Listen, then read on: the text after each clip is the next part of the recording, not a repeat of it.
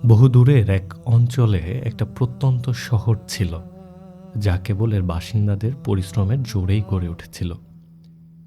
এই শহরের লোকেরা আগে কখনো হাতি দেখেনি, কাজেই হিন্দু বণিকরা যখন এই বিশাল প্রাণীটিকে শহরে নিয়ে এলো, সেটা সত্যিই এক অভিনব ঘটনা ছিল।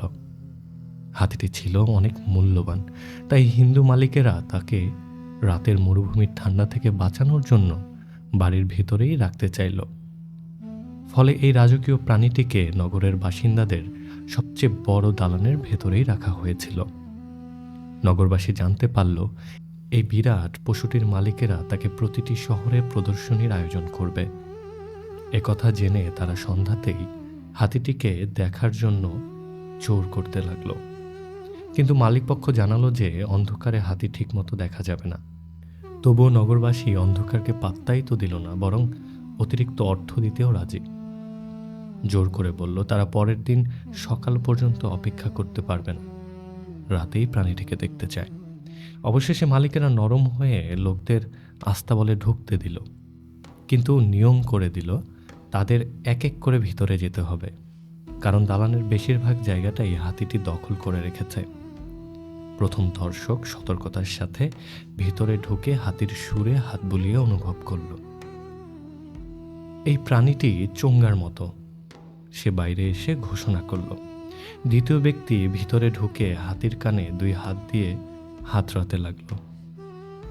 না, এই জন্তুটা একটা বড় পাখার মতো, সে জানাল।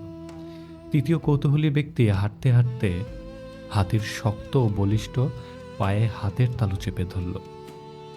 বাইরে বেরিয়ে এসে সে চিৎকার করে বলল, কিসের পাখা? এই হাতিটি খামের মতো মজবুত। চতুর্থ ব্যক্তি খুব লম্বা ছিল।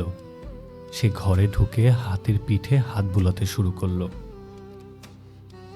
এই প্রাণীটি বিছানার মতো সমতল। হতাশ হয়ে সে বলল।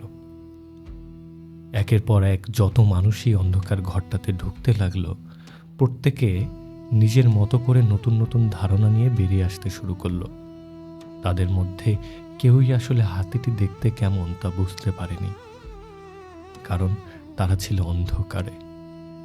তাদের নির্ভর করতে হয়েছিল নিজেদের দুর্বল ইন্দ্রিয়গুলোর সীমাবদ্ধতার উপরে।